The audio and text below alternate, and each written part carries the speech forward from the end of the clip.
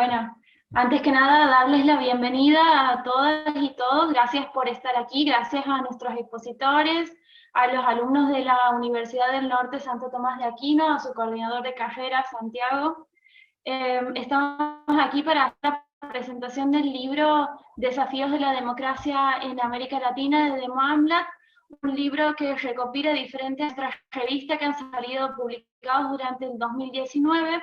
Tenemos a diferentes autores y a Joana, autora de artículos que forman parte de este libro, que nos van a estar comentando hoy sobre sus artículos, sobre su participación en el mismo, las temáticas que han tratado y demás.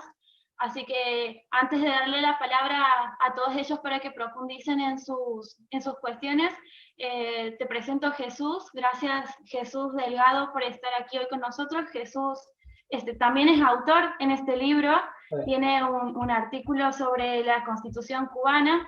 Jesús es director de Desarrollo Institucional de Transparencia Electoral, es coordinador de Demo Amblat, licenciado en Relaciones Internacionales por la Universidad Central de Venezuela, maestrando en estudios electorales por la UNSAM, y ha coordinado misiones de observación electoral en diferentes países. Así que, tu palabra, Jesús. Gracias, Ale. Bueno, gracias a todos por participar, gracias a Joana, Santiago Leiras, nuestro acá de Capital, y Santiago allá en Tucumán, por dedicar este tiempo. Bueno, todos grandes profesionales, tuvimos el gusto de contar, como decía Valentina, en el libro del año pasado con colaboraciones de Santiago Leira, de Fernando Pedrosa, de Joana Silano, que no solo colaboró el año pasado, sino que este año se incorporó también en la coordinación de la revista junto a Cecilia, y ha robustecido muchísimo ese insumo, le ha sumado bastante. Así que bueno, les quiero agradecer por el tiempo, Santiago también por la colaboración allí junto con la UNSTA, colaboraste ya antes en otro evento que estuvimos haciendo sobre elecciones en Tucumán, pero también quisiéramos que este tipo de iniciativas sirvan para unir los vínculos con la universidad, en tu caso como director de la carrera de Ciencia Política, también con los estudiantes que se han sumado y que se irán sumando seguramente en un rato. Así que bueno, nada, solamente eso, saludarlos, agradecerles la disposición, la participación, y bueno, quedamos atentos a escuchar sobre los artículos que presentaron para este libro.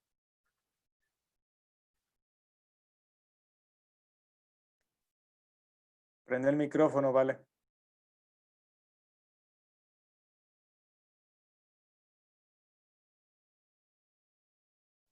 Ahí le quedó silenciado, me parece.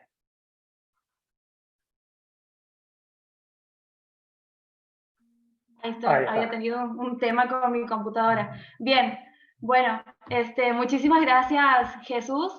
Les vamos dando paso entonces a nuestros autores que están presentes hoy aquí en esta presentación. Muchas gracias, Jesús, por tus palabras.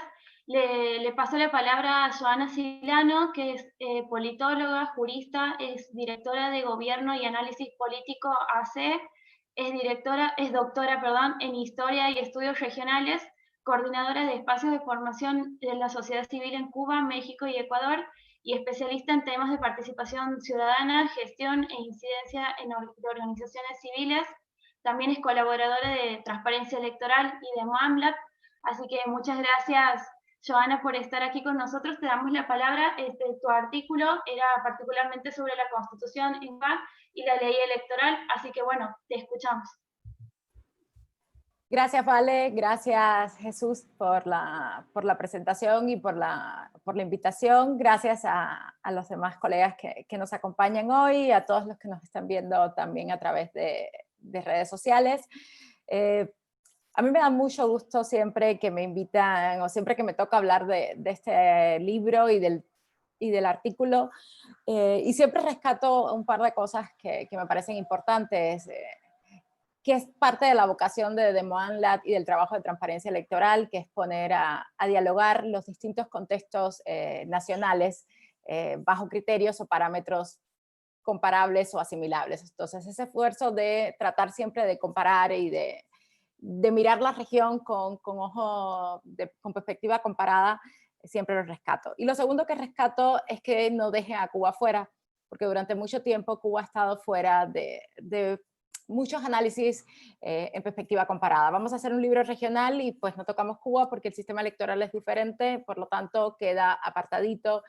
Y eso ha contribuido también a invisibilizar cosas que pasan y el esfuerzo de transparencia, de Monlat, de estudiar Cuba y ponerlo en diálogo con las categorías, con los conceptos, con las teorías, con los derechos que estamos defendiendo colectivos en toda la región, que estamos impulsando organizaciones, academias, partidos políticos en toda la región.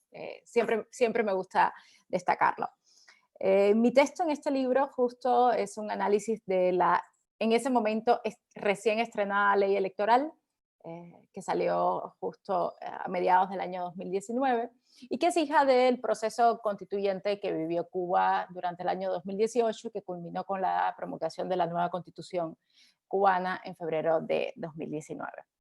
Yo recuerdo cuando hablábamos del texto, la primera vez que expuse este tema, decía que había pocas esperanzas en la ley electoral, porque ya la Constitución venía con ciertos sesgos que nos hacían estar poco optimistas sobre cuáles iban a ser los principales cambios de la ley electoral. Entonces, en el texto lo que hacemos justamente es analizar en tema electoral cuáles son los principales cambios que trae el texto constitucional, en qué queda de ver el texto constitucional en términos de regulación ciudadana, de regulación de procesos electorales, y insertar dentro de ese contexto la ley electoral que al final va a poner, instrumental los principios constitucionales. En términos de la Constitución, pues ya desde su promulgación en febrero de 2012 sabíamos que traía dos déficits grandes en términos de dos de los principales reclamos de la ciudadanía que incluso salieron reconocidos por las autoridades cubanas. Uno era la elección directa de los principales cargos, sobre todo del presidente de la República, porque volvía a ver la figura de presidente de la República después de la regulación que tenía la Constitución del 76. Y la otra era la demanda de tener un parlamento que realmente fuera un parlamento. Un parlamento profesional, permanente, que se reuniera, que pudiera aumentar la calidad del debate legislativo. Y desde la Constitución, pues, se sabía que ninguna de estas dos figuras iban a ser, que la Asamblea Nacional del Poder Popular, el Parlamento cubano, iba a seguir teniendo este carácter de semipresencial, que se reúne un par de veces al año para discutir básicamente y aprobar de manera unánime los pronunciamientos, acuerdos y regulaciones que dicta el Consejo de Estado y la presidencia, y los decretos que pueda dictar la presidencia, y que la elección iba a seguir siendo indirecta. Entonces traía esos dos déficits en términos electorales. Otro déficit importante era que pues seguía proscribiendo cualquier tipo de organización con fines electorales o con fines políticos. O sea, seguía prohibida cualquier tipo de organización que pudiera disputar el dominio político. Incluso estaba formalmente, aunque la Constitución reconoce por primera vez cierto lenguaje de derechos humanos, el propio concepto de derechos humanos lo incorpora, lo cual está bien, el hecho de que finalmente tengan que asumir el concepto de derechos humanos y decir que existe, está bien, aunque lo hagan solamente en la letra. Aunque incorpora esa dimensión de derechos humanos, lo deja prácticamente todo a una regulación secundaria sumamente discrecional, sumamente extendida en el tiempo. Cuando sale el calendario electoral, que también lo estamos trabajando y lo está trabajando Valentina muy de cerca desde Demoanlat, es un calendario que tiene para las próximas 2 legislaturas, por lo tanto estamos hablando de 8 años donde se van a instrumentar, a legislar sobre estos temas, de los cuales un año ya perdimos, que fue el 2020, porque no se legisló. Entonces ya la ley electoral, pues cuando nacía con esas falencias que teníamos. ¿Qué tiene de interesante? Algunas modificaciones de las estructuras de gobierno a nivel local, sobre todo a nivel provincial. Desaparecen las asambleas provinciales del Poder Popular, aparecen las figuras de los gobernadores, permanecen otro de los reclamos importantes de la ciudadanía y que más debate ha conllevado en temas electorales en Cuba. Permanece la figura de las comisiones de candidatura, como estas comisiones o filtros que conforman las organizaciones sociales y de masas, cuyo trasfondo o cuya directriz tiene el Partido Comunista de Cuba como único partido legal y posible de existir en el actual ordenamiento jurídico cubano. Se mantiene la existencia de estas candidaturas como filtro de las candidaturas que puedan llegar a los cargos públicos. A pesar de tener un lenguaje extremadamente participativo y llamar todo el tiempo a la participación ciudadana, la legislación electoral actual, la nueva ley, aumenta el número de cargos que pasan a ser cargos designados por las autoridades en lugar de ser cargos electos. La figura de los gobernadores pasa a ser, antes los presidentes de la asamblea pues eran de los electos en las asambleas provinciales del Poder Popular, los gobernadores ahora pasan a ser designados por las autoridades superiores. Sigue habiendo muchísima injerencia tanto de lo que podríamos llamar el Ejecutivo y el Legislativo, tanto de la Asamblea Nacional como de la Presidencia y el Consejo de Estado, en la designación de los órganos jurisdiccionales, de las autoridades de los órganos jurisdiccionales, de la Contraloría. Entonces, hay muchos vicios que se mantienen, sigue siendo proscrita cualquier tipo de asociación con fines políticos, sigue siendo proscrita cualquier posibilidad de realizar campañas políticas, y por lo tanto no tienes mecanismos ningunos que regulen presupuestos para campañas políticas, exigencia de transparencia para la realización de las elecciones. Una novedad interesante es la creación del Consejo Nacional Electoral como órgano permanente. Antes el Consejo que organizaba las elecciones, la Comisión Electoral, se constituía solamente en periodos preelectorales, ¿no? Alrededor de un año antes de iniciado el proceso electoral se constituía la comisión. Ahora este órgano, supuestamente a cargo del registro electoral y demás, va a tener tiene un carácter permanente. Introduce una figura, para no dar más spoiler, creo que lo dejo hasta acá y ajustarme el tiempo, introduce también otra de las figuras más polémicas en términos de la regulación electoral cubana y la regulación de derechos en Cuba, que es la residencia efectiva. Cuba tiene una diferenciación peculiar entre residencia y ciudadanía, incluso para sus propios nacionales. Tú puedes ser nacional de tu país y no ser residente en tu país y perder derechos, tanto derechos políticos como derechos civiles, o sea, como el derecho a heredar bienes de tus padres, como el derecho a atenderte en el sistema de salud pública, o simplemente el derecho a volver a vivir a tu país, previo trámite legal y autorizado. Más allá de este cambio, la ley introduce la categoría de residencia efectiva como la presencia física en el país para participar en procesos electorales, salvo dicho en contrario. Eso quiere decir que aunque tú formalmente estés dentro del periodo que el Estado establece como facilidad para que tú estés fuera del país, tú regresas, alguien interesado puede decir, pues Valentina no tiene residencia efectiva porque llegó hace 2 días. Aunque tenga su credencial, aunque tenga su carnet de identidad, aunque esté en el registro de electores, alguien puede impugnar hasta en el momento del ejercicio de la votación tu residencia en el país y por lo tanto limitarte tu derecho a ejercer el voto o a ser candidato también. Y no se ve tampoco por ninguna parte del texto legal la vocación de integrar a la comunidad migrante, a la diáspora cubana, a través de procesos de votación en el extranjero o algún tipo de incorporación a la toma de decisiones políticas bajo la actual configuración. Entonces esa es otra deuda pendiente que tiene la actual regulación. No voy a hacer más spoilers para invitarlos a leer el texto. El texto dialoga muy bien tanto con el texto que tiene Jesús como con el que hace Leandro Querido, también sobre Cuba en otro de los apartados del libro. Entonces creo que leerse los 3 te da un panorama de por dónde fue la discusión constitucional en Cuba en los últimos 2 años y qué nos deja la Constitución en herencia a partir de la ley electoral actual, ¿no? La ley electoral de julio de 2019. Gracias, Joana. Aprovecho ahí para ir metiendo, que se metan en nuestra página www.democracia.com. Ahí pueden encontrar el libro para descargarlo, pueden encontrar artículos, documentos, los informes que hacemos sobre Cuba que tratan mucho sobre estos temas. Así que todo lo pueden encontrar en nuestra página, en nuestras redes sociales. También los invito a que vayan viendo por ahí todo lo que producimos. Ahora le doy paso a Fernando Pedrosa, que también es autor de uno de los artículos de este libro. Fernando es historiador y politólogo, tiene una maestría en estudios latinoamericanos y es doctor en procesos políticos contemporáneos, ambos por la Universidad de Salamanca, es profesor en la UBA y en la Universidad de Salamanca. Y en la actualidad, o al menos cuando ha salido este libro, dirige el grupo de estudios en Asia y América Latina en la Facultad de Ciencias Sociales de la UBA. Es un gusto tenerte con nosotros, Fernando.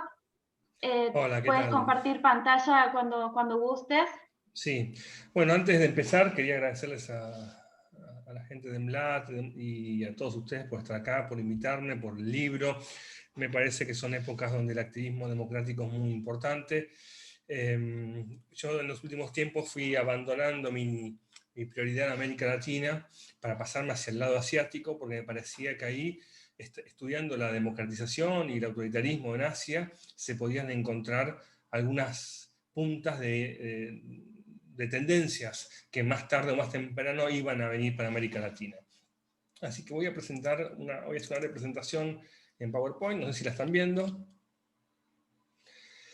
Bueno, el texto, no voy a hablar mucho del texto, pero el texto habla justamente de que estamos en un momento, en una contraola democrática, ¿no? Y trata de caracterizarla y trata de demostrar tendencias. Evidentemente los que manejan, ustedes ya muchos manejan las bases de Freedom House o de la unidad de inteligencia de The Economist, y muestran que, bueno, si uno lo mira así, dice, bueno, América Latina ahora está más o menos bien en comparación con el lado derecho del mundo, que está mostrando un color oscuro, un violeta no libre, preocupante, ¿no? Y que va avanzando. En América Latina, así como uno lo ve, dice, bueno, más o menos estamos bien porque hay más verde y amarillo, y Bolivia ahora podría cambiar de color también.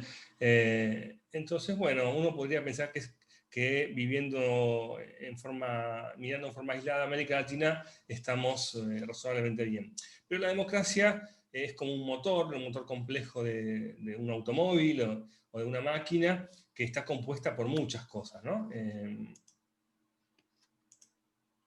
Una de ellas es la libertad de prensa, que me parece que también, cuando ya empezamos a mirar un poquito más particularmente, vemos que ya no está tan bien la cosa en América Latina, no está tan bien en el mundo. Estamos viviendo momentos muy complejos para la libertad y para la democracia del mundo. La libertad de prensa es uno de las bases de la democracia, ¿no? De vuelta en el lado derecho de la pantalla, en la parte de Asia, Europa del Este, algunos países africanos, ya vemos que el rojo es oscuro, pero en América Latina ya no hay una cosa perfecta, sino ya empiezan a aparecer grandes problemas.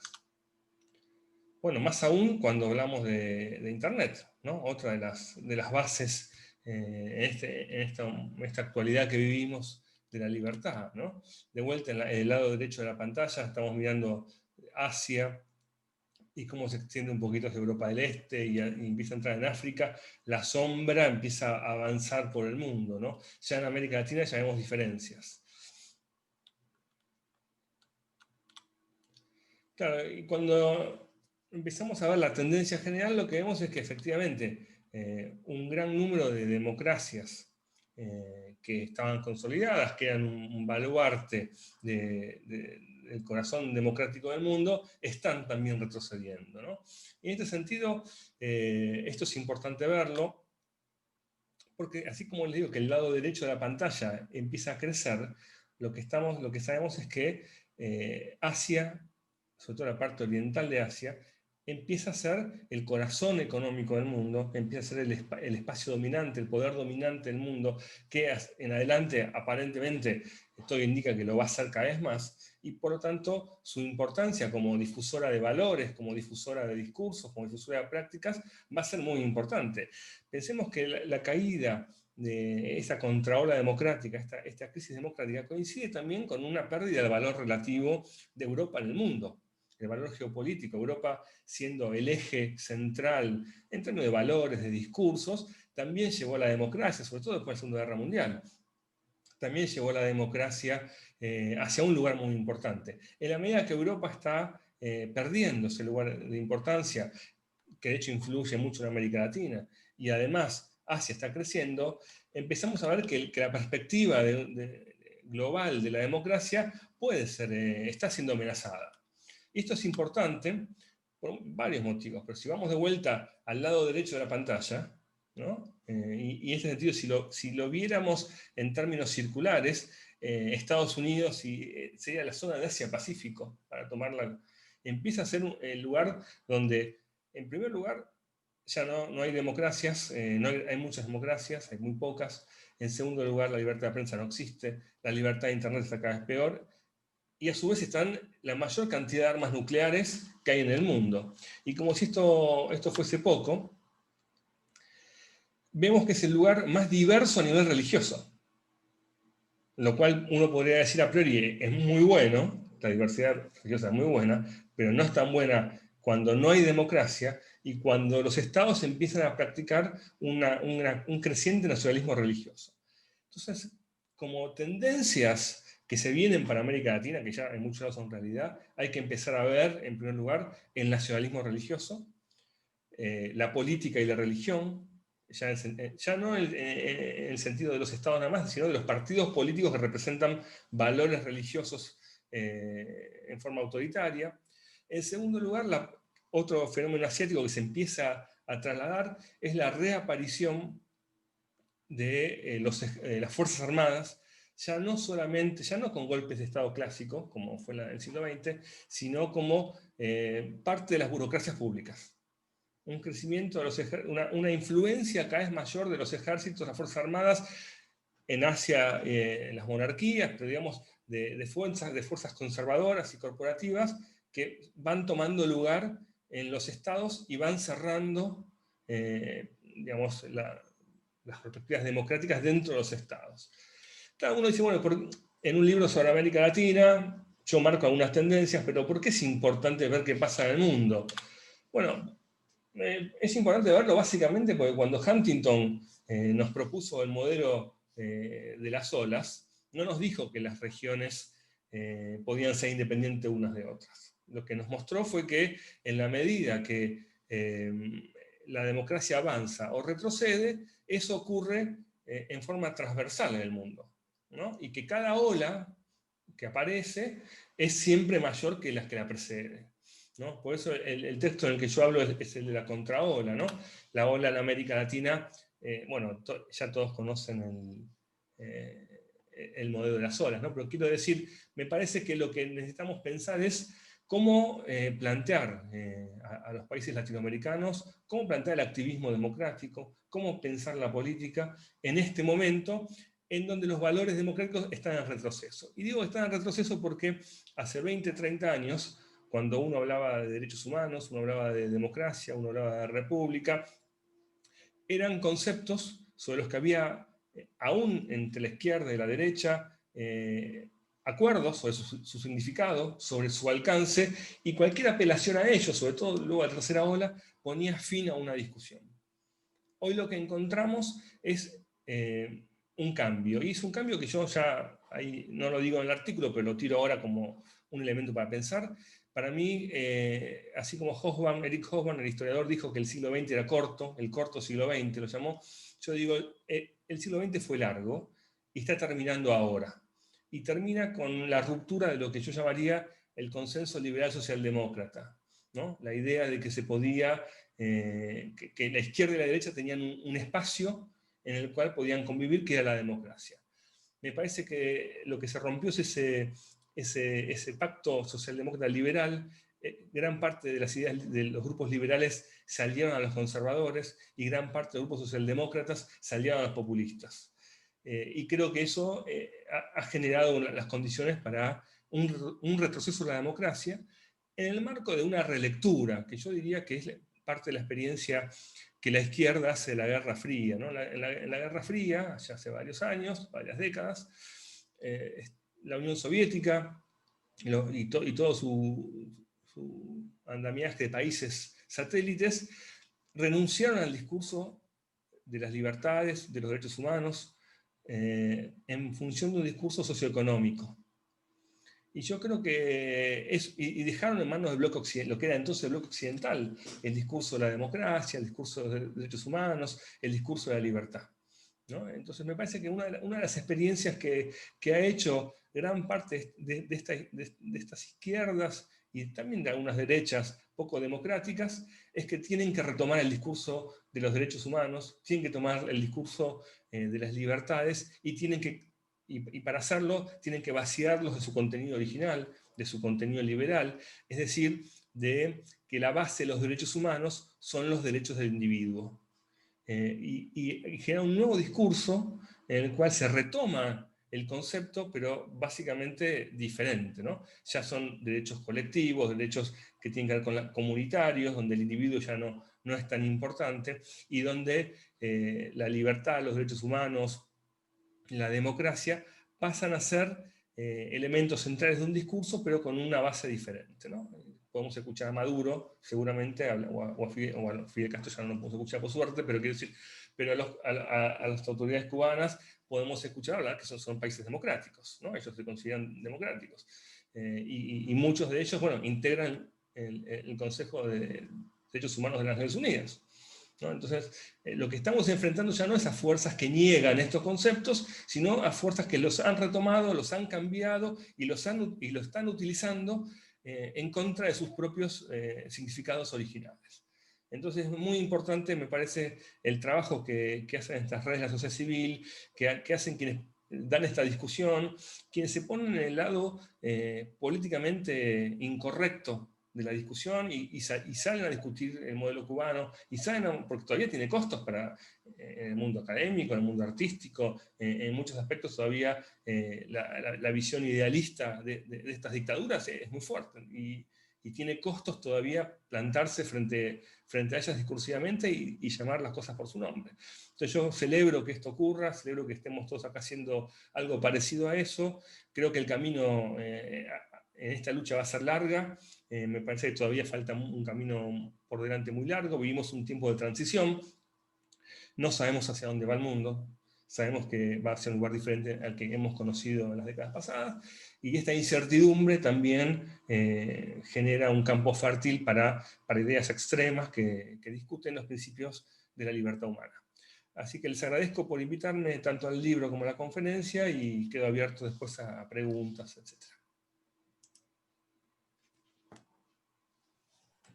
Muchas gracias, Fernando. Muy interesante. Y bueno, quisiera resaltar, aprovechando que este tenor de muchos datos, mucha información, mucha producción académica es algo que va transversalmente en todo el libro y los artículos se puede observar que tienen un gran trabajo por detrás cada uno de ellos y que están sustentados con un montón de datos y con formación académica exhaustiva de cada uno de los autores. Eso también es algo a resaltar de este libro. Ahora le doy paso a Santiago Leira, que también es autor de uno de los artículos de este libro. Santiago es licenciado en Ciencia Política por la UBA, es diplomado en Estudios Avanzados y doctor en América Latina Contemporánea por el Instituto Universitario de Investigación Ortega y Gasset de España, es profesor en la UBA y profesor asociado en la Universidad de Belgrano, ha sido autor de varios libros y de trabajos sobre su especialidad, sobre muchísimos trabajos sobre su especialidad. También es un gusto tenerte con nosotros, Santiago. Te doy la bienvenida. Si quieres activar tu micrófono para que te escuchemos. Ahí está. Muy bien.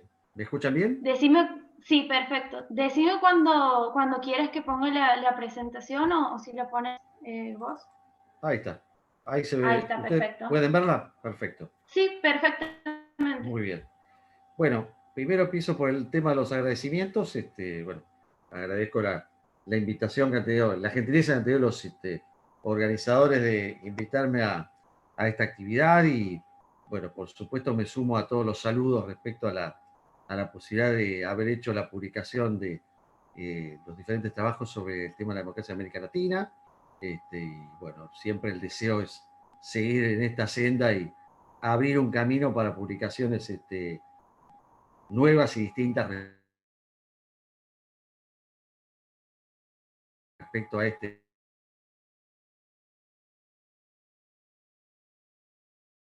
A mí acá me pasa, pero Santiago, ahí te escuchamos con problemas, me parece.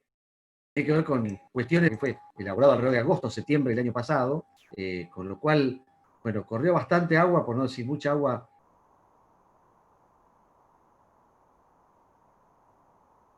abajo del puente, con lo cual, bueno, voy a ver un poco qué pasó en este año y algunas cuestiones respecto al trabajo original.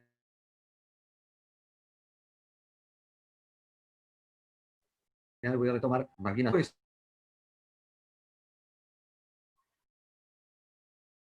Democracia en América Santiago, Latina, que no perdón. andamos tan bien, ¿no?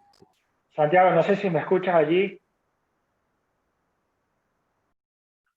Sí, Perdón que te interrumpa, es que se entrecorta. No sé si quieres apagar la cámara y así quizás no te consume tanto ancho de banda. estoy con un problema acá.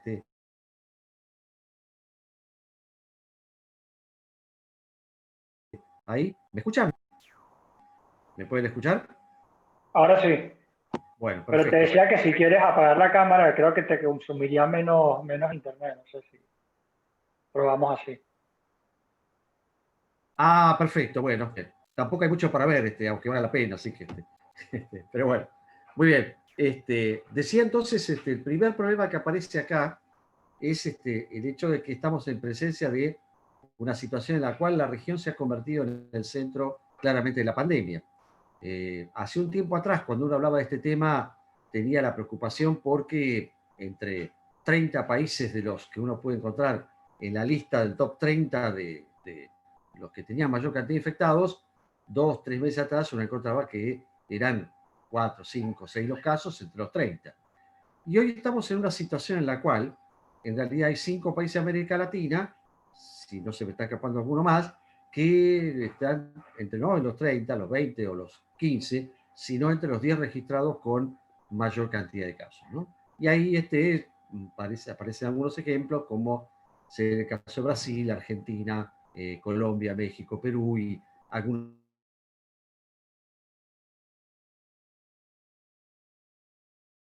otros más que ya están más en el... Así que ese es el primer problema que ha pasado entre el momento original de la producción de este texto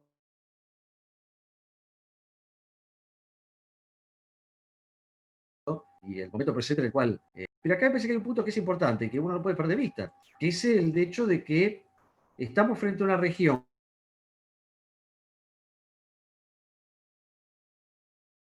que, más allá de la pandemia, para decirlo de alguna manera, ¿no? Y tiene una cantidad de cuestiones estructurales que tiene que abordar como tal, ¿no? Acá permítanme rodillas, la lista puede ser, yo les diría, mucho más amplia, pero me voy a enfocar básicamente en estas cuatro, digamos, ¿no? La primera tiene que ver con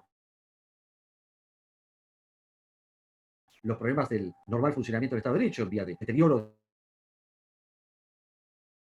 digamos, o dificultad por lo menos del funcionamiento. Algo que mencionó también Fernando, que está vinculado a ver con el tema de las protestas callejeras, ¿sí? Y la insatisfacción, digamos, las protestas callejeras como expresión de la insatisfacción. Y una cuarta que lo podemos técnica como tal. Con estos 15 minutos,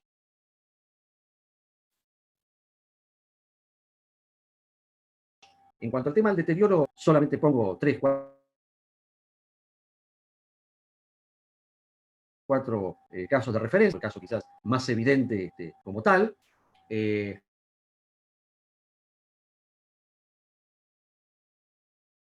y también otros, digo, la emergencia institucional, que ahora además son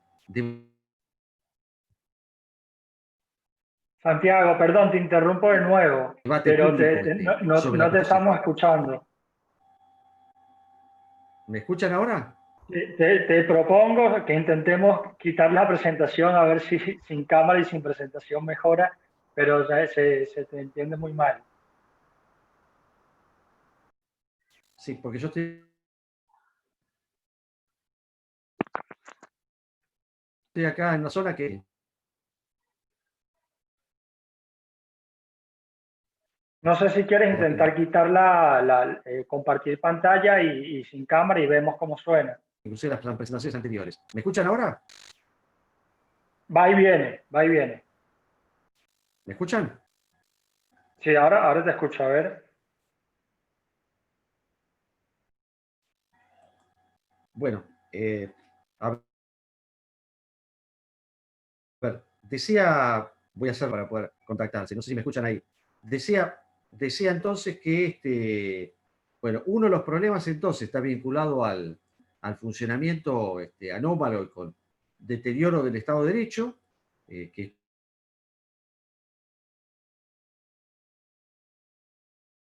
es un poco lo que mostraba recién con respecto al tema de casos muy críticos como el de Venezuela, otros casos como la Argentina, y el caso de la situación crítica que vivió Bolivia, que bueno, parece avanzar hacia una senda de normalización. Bueno, el tiempo nos dirá, digamos, si efectivamente esto se manifiesta como tal, digamos, ¿no?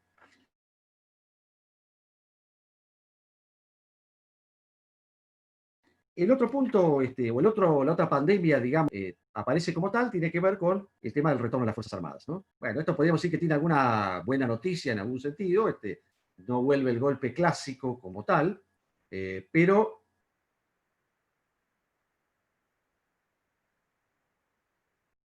sí hay ciertas manifestaciones respecto a, o que dan una creciente gravitación como tal. Y esto se manifiesta en una serie de, podríamos decir, iniciativas, ¿no? Sea a través de estrategias de acción de carácter más bien indirecto, sugerencias, exhortaciones, o producto de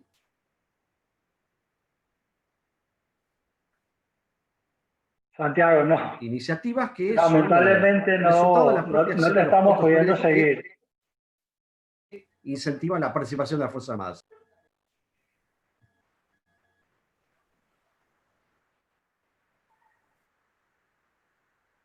No sé si me escuchas ahí, Santiago.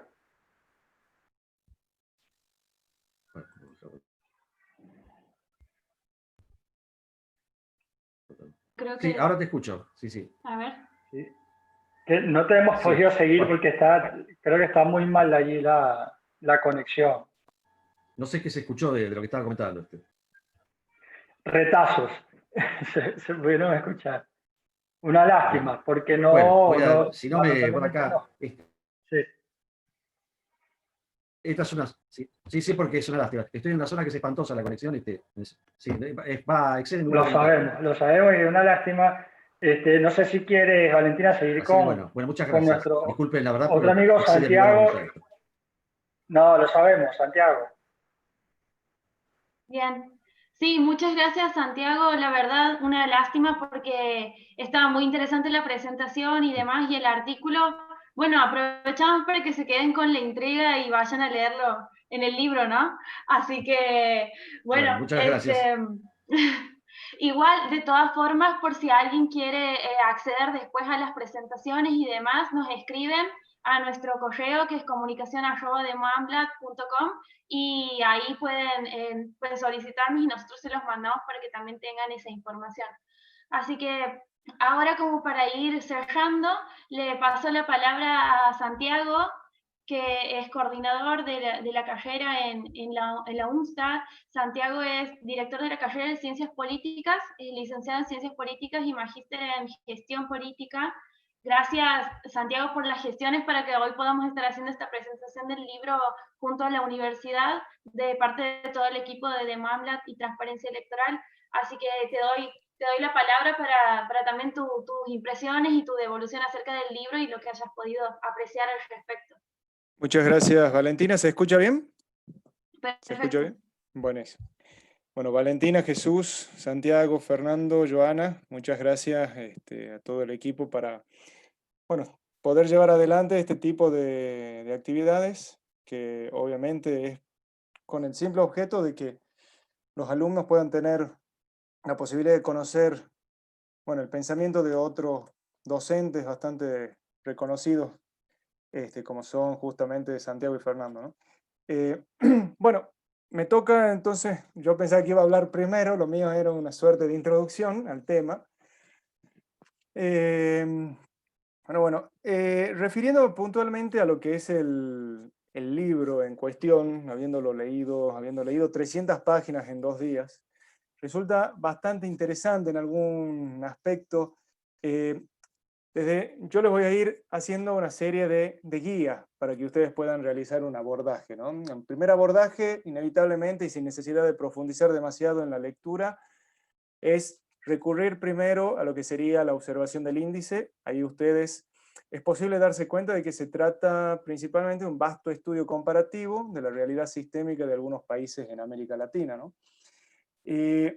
Los ejemplos que se toman son países latinoamericanos bastante heterogéneos entre sí respecto de la estructura organizacional de lo que sería la democracia, las instituciones que hacen a los sistemas electorales y la misma cultura política que tiene cada una de estas sociedades. Entonces, ahora bien, yendo en profundidad en la lectura general del libro, es posible observar la complejidad que tiene justamente este funcionamiento del sistema democrático en su conjunto y necesariamente está ligado a una acertada ingeniería institucional de los sistemas electorales.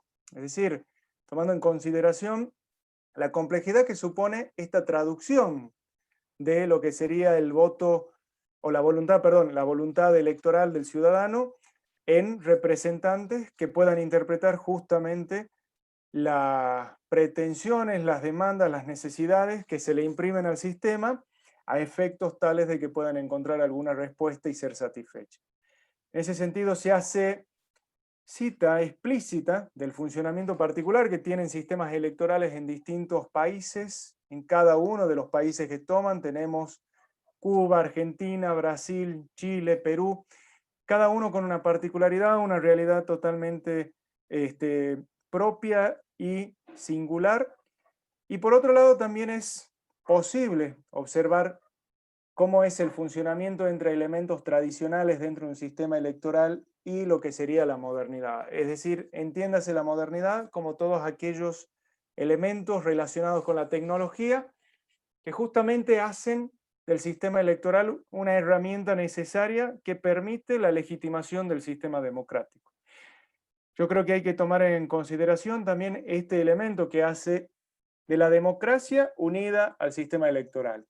El sistema electoral como justamente este canal de legitimidad de este tipo de sistema, en donde es necesario que encontremos lo que sería transparencia, confiabilidad, agilidad, certeza en los resultados y que justamente son este tipo de nuevas herramientas que van haciendo que las personas se sientan identificadas con los gobiernos que surgen de este tipo de elecciones, de procesos de elección.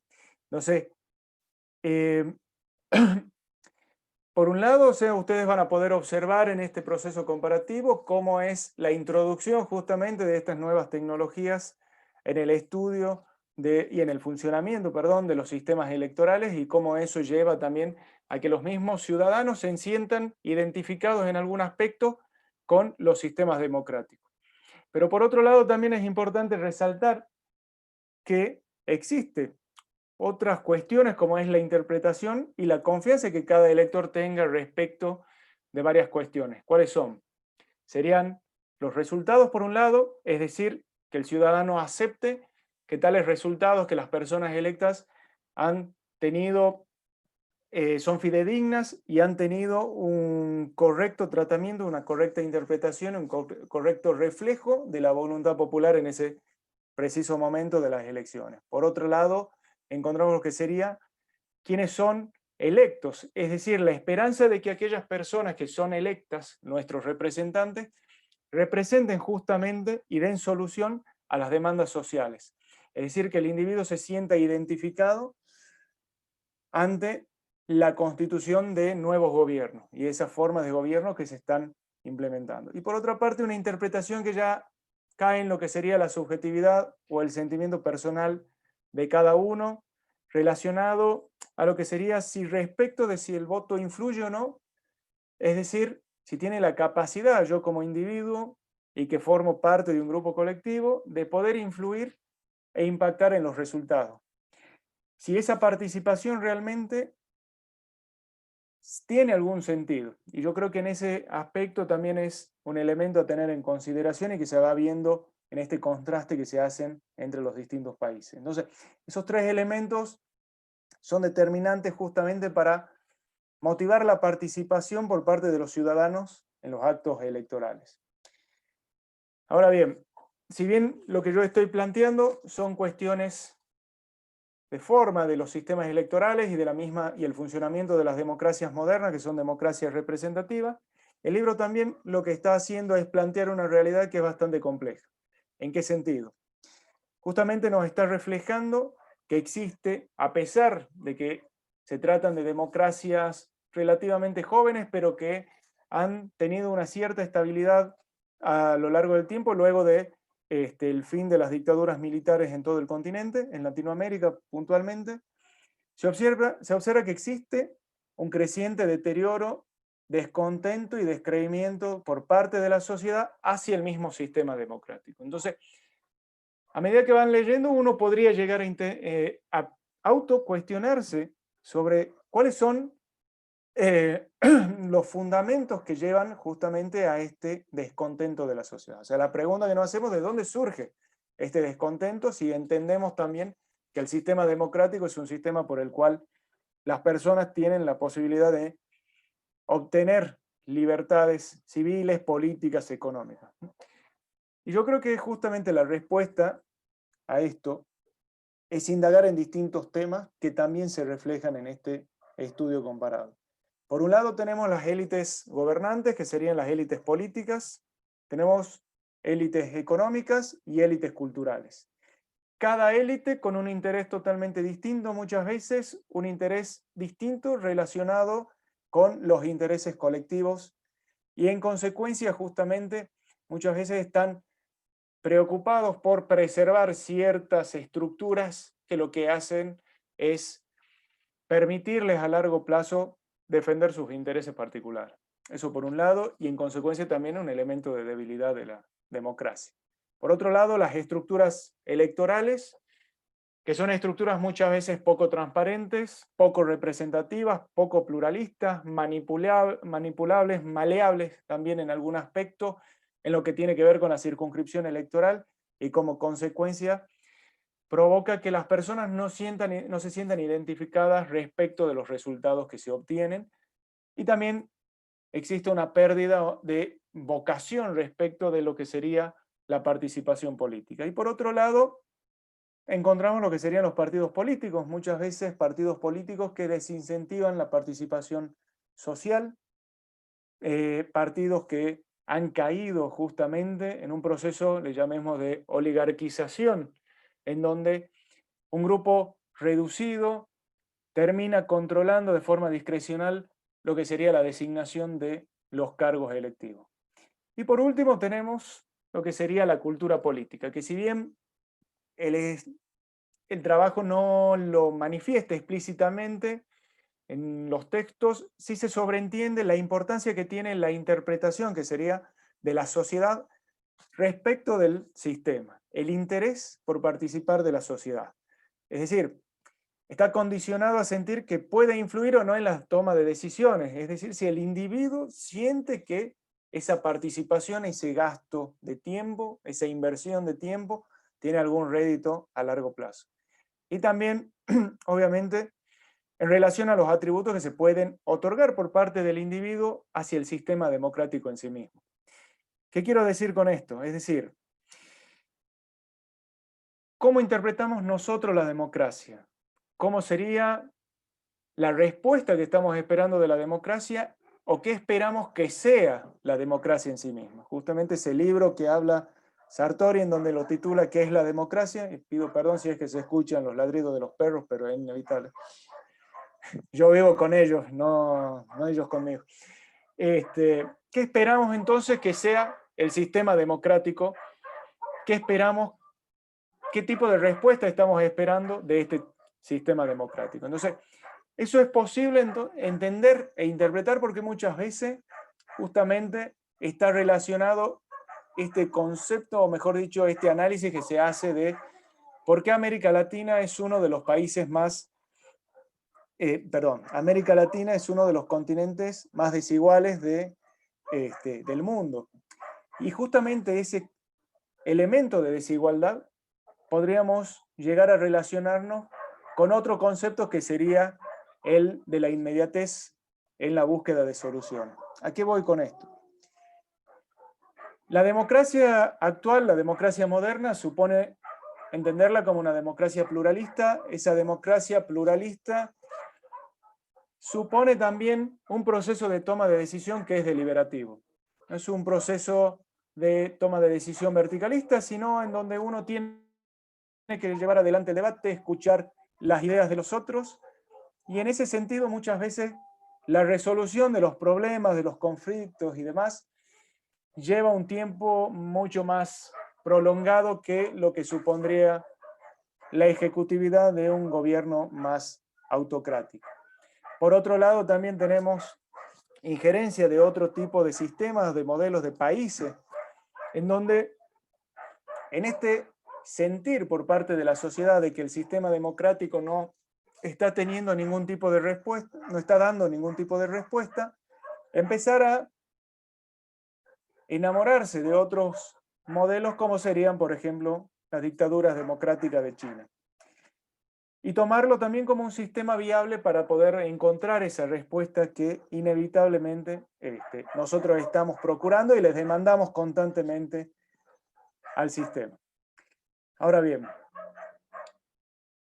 nos encontramos, como les decía, en una situación, en un contexto que es delicado, justamente por este descreimiento que tiene la sociedad marcadamente, y está comprobado estadísticamente, de la efectividad que tiene la democracia como un sistema para dar solución a las respuestas que demanda la sociedad.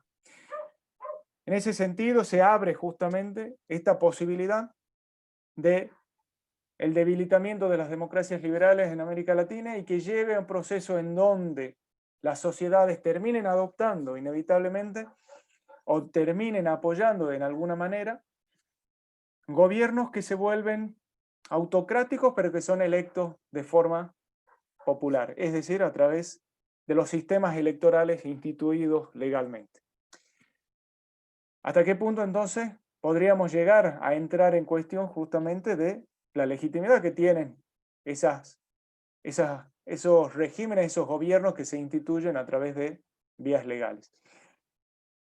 Y para ir cerrando, como para no extenderme más, yo creo que otro elemento importante que en el análisis también técnico que se realiza, empieza a aparecer este elemento de lo que sería la voluntad popular. Constantemente, si bien no nombrado muchas veces de forma explícita, ¿qué rol empieza a jugar justamente la organización del sistema electoral para poder manifestar esta voluntad popular? ¿Cómo nosotros terminamos entendiendo lo que sería la voluntad popular y en consecuencia también cómo los mismos gobernantes comienzan a interpretar esta voluntad popular? ¿Cómo tiene que ser representada esta voluntad popular? Y en consecuencia de ello, también abriendo un parámetro en donde uno se arriesgaría también a un proceso de debilitamiento de las democracias, o mejor dicho, de la representación de lo que serían los intereses de las minorías,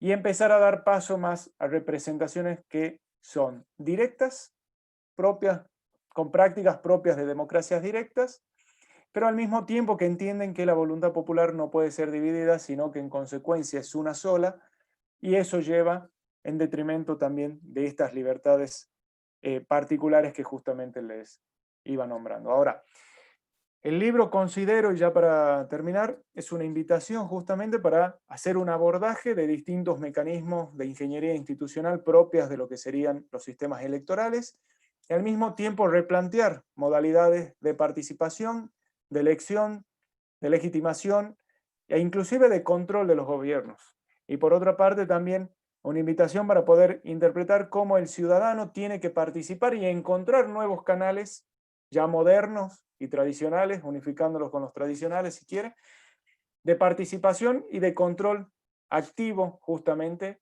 de los gobiernos que se terminan constituyendo en América Latina. Muchas gracias, eso es toda la exposición. Muchas gracias, Santiago. Ha sido Pido un perdón repaso por por... los perros. No, no hay problema. Ahorita. Ha sido un gran repaso por todos los temas que se van tocando a lo largo del libro. Ahí tenemos unas cuantas preguntas. Aprovecho que tenemos también a otro autor del libro, que es Armando Chaguaceda, que quiere hacer una pregunta. Así que, Armando, si quieres encender tu micrófono, por favor, para hacer la pregunta, que creo que vos la vas a hacer mejor que yo. Gracias, gracias. Bueno, este libro es una joya, es una maravilla que llegue en este momento, es de las buenas obras que llegan en los malos momentos. A ver, no quiero ponerme teleológico, decir que hay un solo camino en la historia. Decía un historiador ruso, Alexander Herzen, que la historia es la autobiografía de un loco. Entonces, imagínense, no hay teleología posible, pero sí noto que hay algo que ha faltado en el debate. Este libro tiene una clara conciencia de los peligros autocráticos de América Latina. Eso está claro, y déjenme decirles, colegas, que aunque eso esté en los libros que nosotros leemos, yo siento que todavía la Academia Latinoamericana, voy a usar una frase muy mexicana, no le cae el 20. Sí, todavía hay muchos libros, mucha obra que habla de democracias defectuosas, de problemas de la transición, y para mí eso pasó, pero hace rato, y el debate ahora es otro. Pues yo usaba el término Weimarian, de Weimar, o sea, estamos en un momento casi de Weimar, incluso prepandemia, pero voy a un punto específico del cual quiero escuchar su punto de vista. Ya no de la naturaleza de los regímenes predadores en América Latina, ya no de lo que arroja la cultura política. Es decir, ¿no creen ustedes que hay algo que va mucho más atrás y que tiene que ver con una falacia de consenso democrático en aquel sector que tiene que reproducir activamente el consenso democrático, que son los intelectuales? Sí, yo lo que noto, básicamente, en todo el sistema de universidades públicas y de centro de investigación en América Latina, es una hegemonía, por un lado, de un gran sector mayoritario de izquierda, de cierta izquierda, que puede incluso ser democrática al interior de los países, pero cuyos referentes normativos no son casos democráticos. A Cuba se le habla como una democracia diferente, de otro tipo. De Venezuela y Nicaragua no se habla mucho, pero incluso cada vez más hasta se le defiende. O sea, lo que quiero decir es que hay un problema normativo y de cultura política. Es decir, y me atrevería a decirlo así, que estoy en una investigación ahora en curso sobre eso.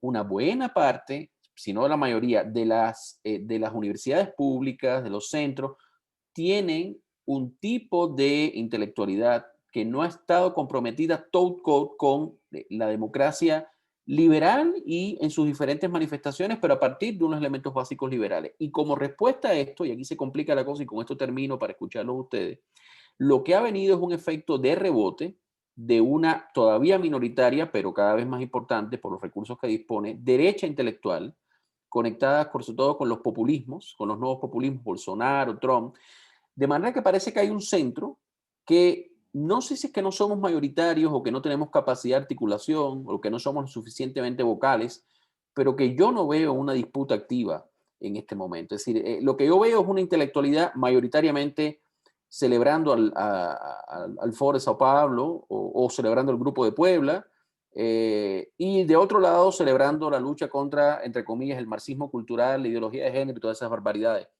Y entonces las personas que quieren una democracia liberal, pero también socialdemócrata, republicana, o no somos vocales o estamos desaparecidos. Yo, que creo que los intelectuales tenemos un rol importante en la difusión de las ideas, y que como decía Isaías Berlin, las ideas construyen realidad, creo que eso es un problema gravísimo que no estamos viendo nosotros y del cual este libro es una extrañísima alternativa. Bien, Bueno, no si me sé quién permiten, quiere... yo Ahí está quiero Fernando. saludarlo, Armando. Hola, ¿cómo estás? Creo que yo retomé un poco al principio cuando dije la ruptura del consenso liberal socialdemócrata, que era ese gran espacio donde podíamos ser democráticos, republicanos, digamos, razonables y poder jugar un poco con un menú de muchas cartas. Y parece que esa ruptura lo que generó es que muchos compañeros de ideas y de ruta se han ido para un lado y para el otro, ¿no? Y creo que lo que vos estás pidiendo, que es un poco el lugar que yo comparto, me temo que es un lugar anacrónico. Me temo que es pedir la vuelta de un pasado que no va a volver. Y lo digo con mucho dolor, ¿no? Porque yo me ubico justamente donde tú estás reclamando mayor densidad intelectual y política, ¿no? Entonces hemos vuelto a un liberalismo que se vuelve conservador y a una socialdemocracia que se vuelve populista, ¿no? Entonces, y en ese medio estamos nosotros, y yo creo que, bueno, volviendo al tema de la academia, es un tema que me interesa mucho. Yo he sido siempre una persona bastante moderada en mis expresiones y en mis ideas, pero en los últimos años me he radicalizado mucho a partir de las redes sociales y estoy evitando la incorrección política, porque me parece que es importante que personas que tenemos temporalmente, ¿no?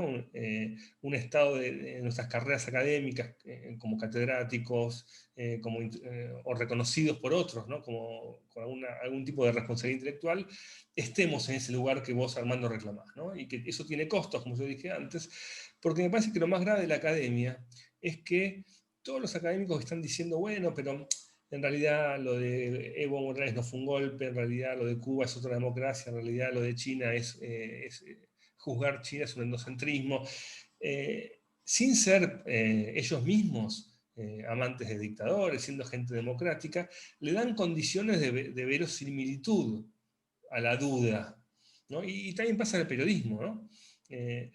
Si este tipo, que es un tipo democrático, con credenciales, un tipo intelectualmente sólido, se niega a decir que Maduro es un dictador, o se niega a condenar esto, quizás tenga algo de razón. Entonces, ese sector de la academia es el con el que yo creo que tenemos que dar el debate. Más que con un madurista no hay mucho que hablar, me parece. Pero efectivamente con los que hay que discutir es con estos intermedios. Y para cerrar, les recomiendo, de casualidad llegué hace unos días, lo subí en Twitter, a un reportaje de un periodista venezolano que no conocía, que se llama Marcel Garnier, que le hace a Carlos Andrés Pérez, ¿no? En el año 1999. Y bueno, Carlos Andrés recién salido de la cárcel con todo lo que era Carlos Andrés, que ya todos conocemos, pero era un tipo que entendía de política, entonces le pregunta al periodista, bueno, dentro de poco hay elecciones en Venezuela y se dice que va a ganar Chávez. ¿Y usted qué opina? Y es un desastre que gane Chávez. ¿Y por qué le parece un desastre? Porque se viene una dictadura, dice, una dictadura. Bueno, pero el periodista que es el que yo digo, el que da la condición de verosimilitud para que Chávez no sea una dictadura. Dice, pero a usted le parece, Carlos Andrés Pérez, usted es un exagerado. En 1999, ¿a usted le parece que Venezuela puede ser una dictadura? Y Carlos Andrés dice, bueno, por supuesto, le dice, porque estamos todos con una venda en los ojos, hay gente razonable que está con Chávez, parece que queremos llegar hasta el fondo para ahí. Bueno, y yo creo que esa es una discusión que tenemos que dar, y que tiene un costo alto porque nos pone en un lugar quizás radicalizado, ¿no? Nos pone ante esta virtud de la moderación, hay que ser moderado, hay que tomar lo bueno de uno y lo bueno del otro, y nosotros decimos no vemos nada de bueno en el gobierno cubano, en el gobierno venezolano, en las dictaduras. Entonces me parece que nos pone en un lugar radicalizado, pero nos pone a su vez en un lugar necesario. Nos pone en un lugar, tenemos que dar la cara, tenemos que escribir en los diarios, en los periódicos, en los blogs, tenemos que hacer podcasts, tenemos que utilizar nuestros... sí, soy profesor de la Universidad de Buenos Aires, la facultad más de izquierda de la Universidad de Buenos Aires. Y estoy acá diciendo que Maduro es un dictador, ¿no? Y creo que eso genera en un montón de gente dudas también. Nosotros también somos necesarios para generar, y si no es lo que dicen los otros, ¿no? Entonces, más que escondernos, tenemos que reafirmar esta presencia y dar las discusiones siempre en un sentido, obviamente, democrático, abierto, y aceptando que, bueno, otros pueden pensar diferente. ¿Puedo hacer una acotación? Sí, por supuesto. Sí. Un gusto en conocerte. ¿Augusto era? No. Armando, perdón. ¿Cómo estás? Creo en parte también hay que tener en cuenta esto que había tratado de nombrar ahí raudamente, o sea, ¿qué se entiende por democracia también, no? O sea, la palabra democracia, si vamos a lo básico, supuestamente el principio es la igualdad.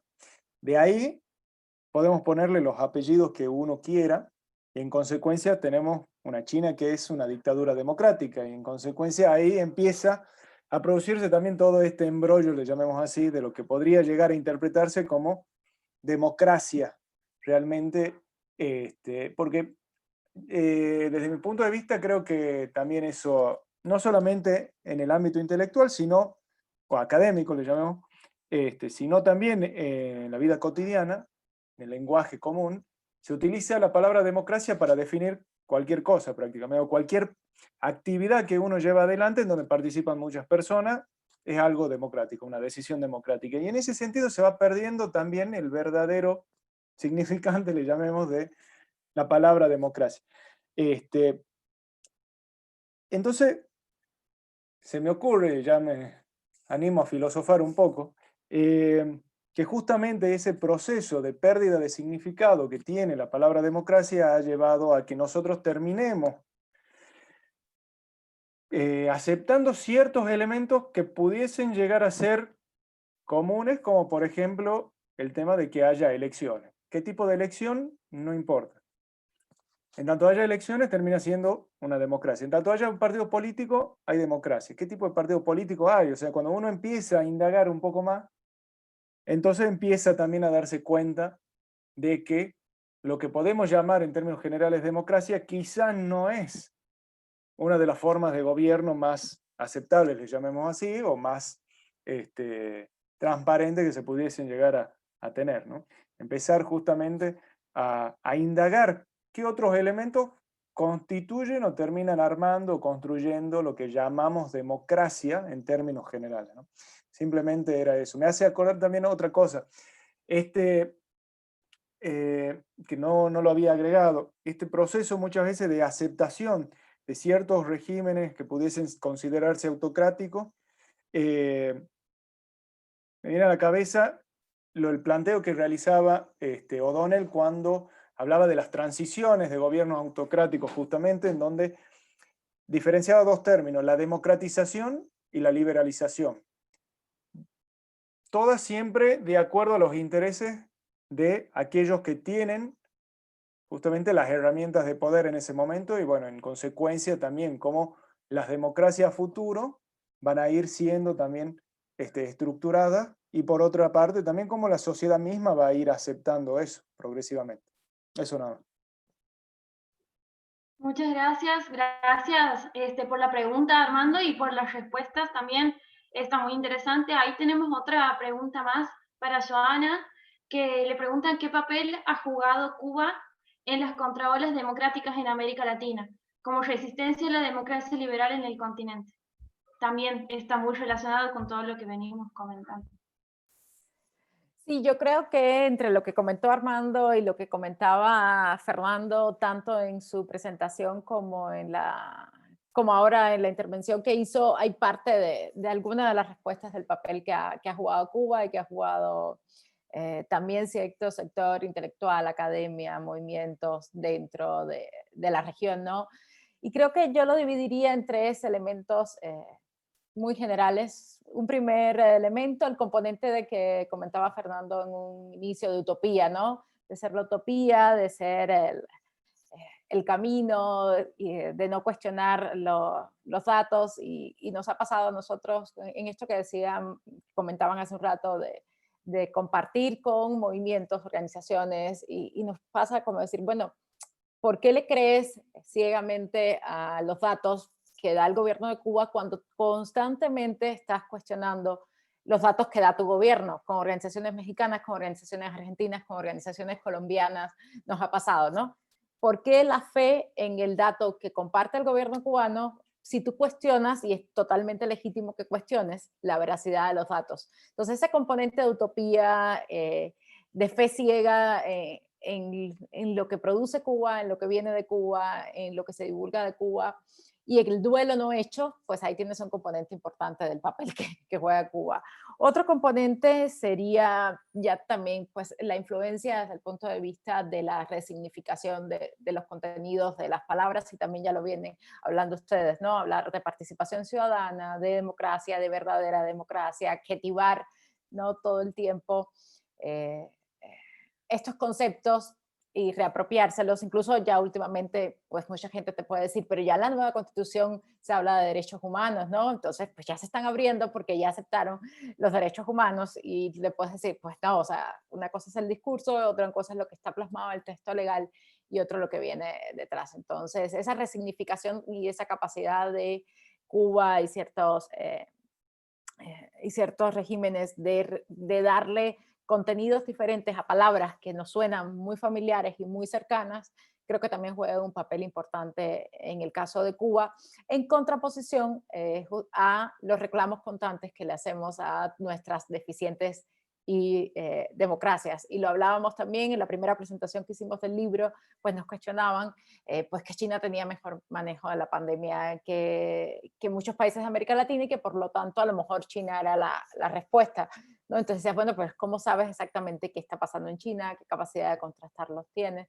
Entonces, por un lado, la resignificación de los contenidos, de conceptos, ideales a los que queremos ir, y por otro lado, el cuestionamiento permanente y la frustración permanente con los déficits de las actuales democracias, pues ahí tienes otra ventana de influencia de Cuba. Y por último, o sea, no por último, pero como una tercera idea, pues sí creo que también hay cierta intención de Cuba de penetrar, conquistar, desde el punto de vista más elemental, conquistar ciertos grupos, o sea, sí hay un interés permanente de Cuba dentro de su política exterior, de conectar con ciertos grupos, con cierto tipo de personas que pueden ser justamente las academias, los movimientos de izquierda, los partidos políticos de oposición dentro de los regímenes, dentro de las democracias latinoamericanas especialmente, que es, digamos, una de las zonas que más leo, trabajo,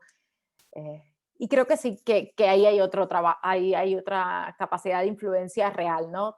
La capacidad de detectar y de trabajar con esas fuerzas, con esos sectores, para posicionar estos discursos, estos temas. Y lo vivimos, como decía Fernando, todos nosotros cuando estamos dentro de la academia, cuando compartimos con movimientos, con colectivos, con organizaciones de toda Latinoamérica, en las cuales acompañamos causas comunes, pero cuando llega el tema Cuba, pues hay una ruptura y por suerte creo que ha habido cierta capacidad de diálogo con muchas y de aprendizaje común a partir de la experiencia de lucha en causas muy concretas, ¿no? Pues esto que yo estoy haciendo en Cuba no se puede hacer. Y aquí estamos marchando, aquí estamos firmando manifiestos, aquí estamos en un parlamento abierto, esto en Cuba no lo puedo hacer. Entonces yo apuntaría que ahí hay como 3 ideas de las maneras en que Cuba sí está, digamos, jugando, por lo menos en la región latinoamericana, jugando un rol en términos de olas democráticas. Muchas gracias, Joana. Bueno, por ahora no hay más preguntas en el chat y tampoco tenemos preguntas en Facebook, así que si les parece vamos cerrando. Una vez más los invito a todas y a todos, si quieren ingresar a nuestra página de demamblat.com, ahí pueden descargar el libro que estamos presentando hoy, donde están todos estos artículos y muchos más súper interesantes, todos en diferentes ejes que tratan diferentes cuestiones. Es muy vasto en información, en datos, en argumentación, así que se los recomiendo. También les recomiendo seguir, bueno, en redes sociales a Demamblat, en Facebook y en Twitter, así se enteran de las diferentes charlas e iniciativas que vamos haciendo. Les agradezco por su tiempo, les agradezco a nuestros expositores de hoy, a Santiago por el vínculo con la UNSTA, y los esperamos una vez más, obviamente, en nuestras próximas actividades de Demamblat y de transparencia electoral. Que tengan un excelente fin de semana. Ahí están preguntando de dónde bajan el libro. Lo pueden encontrar en www.demamblat.com. Si no, que me manden un WhatsApp a mí. Tienen mi número de teléfono, los alumnos, que me manden un WhatsApp. Bien, perfecto. Ahí lo pueden encontrar y si no, bueno, también lo vamos publicando en nuestras redes sociales, así que ahí se pueden enterar de todo también. Muchas gracias por el interés también en esta charla. Que tengan un buen fin de semana. Gracias a todos. Gracias. Vale. Gracias.